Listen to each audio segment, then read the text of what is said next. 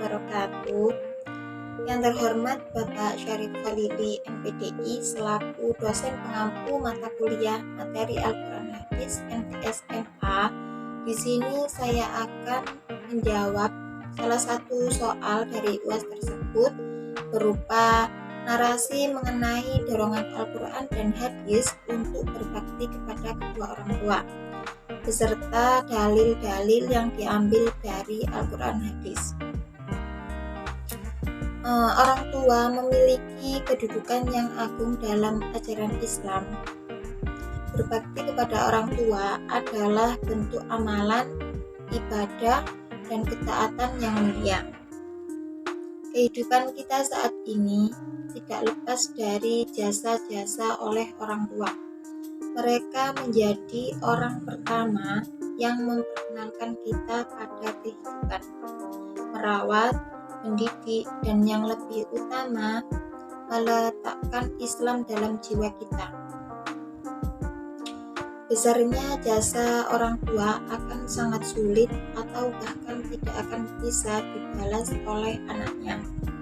Hal ini tergambar dalam riwayat yang berasal dari Abi Burdah ketika ia melihat Ibnu Umar dan seorang penduduk Yaman yang sedang tawaf di sekitar Ka'bah sambil menggendong ibunya di punggung.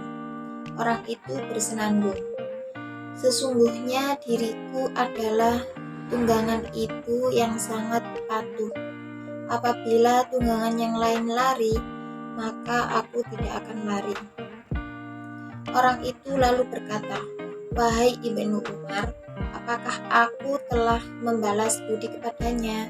Ibnu Umar menjawab, "Belum, walaupun setarik nafas yang ia keluarkan ketika melahirkan."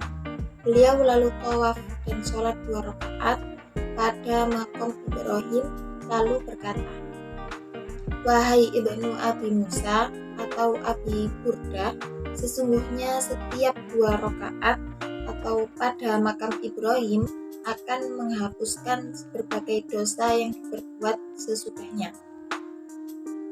Hadis ini dikeluarkan oleh Bukhari dalam Adabul Mufrad nomor 11. Perintah untuk berbuat baik kepada kedua orang tua juga tertera dalam Al-Quran. Salah satu ayat yang paling terkenal terkait perintah ini adalah pada surat Al-Isra ayat 23, di mana Allah telah berfirman yang artinya, "Dan Rabb-mu telah memerintahkan supaya kamu jangan menyembah selain Dia, dan hendaklah kamu berbuat baik pada ibu bapakmu dengan sebaik-baiknya." Quran Surat Al-Isra ayat 23.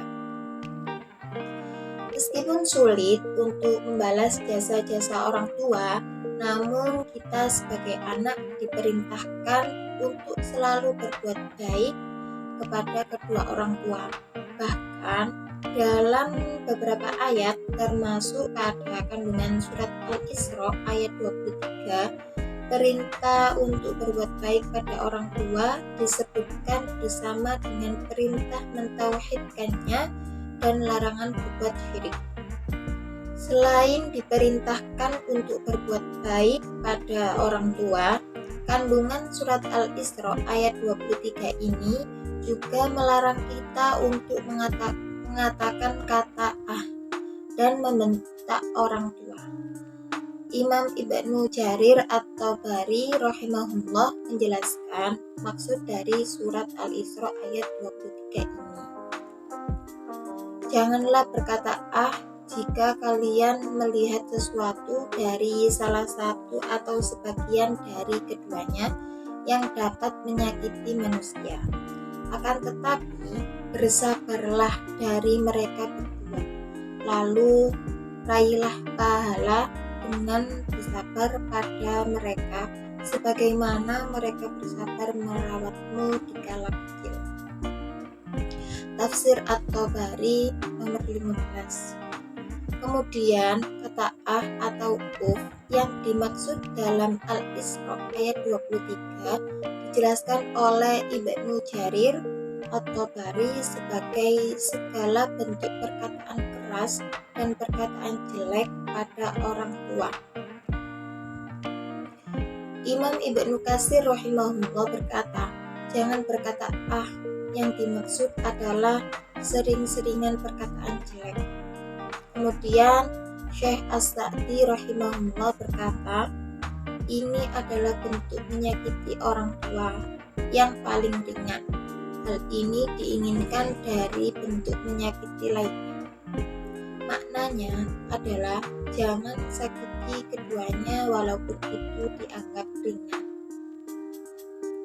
Berkata ah atau yang bentuknya menyakiti perasaan orang tua juga termasuk durhaka. Imam Nawawi Al-Minhaj Shahih Muslim berkata, uququl walidaini atau durhaka kepada orang tua adalah segala bentuk yang menyakiti orang.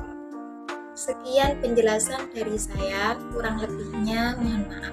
Wassalamualaikum warahmatullahi wabarakatuh.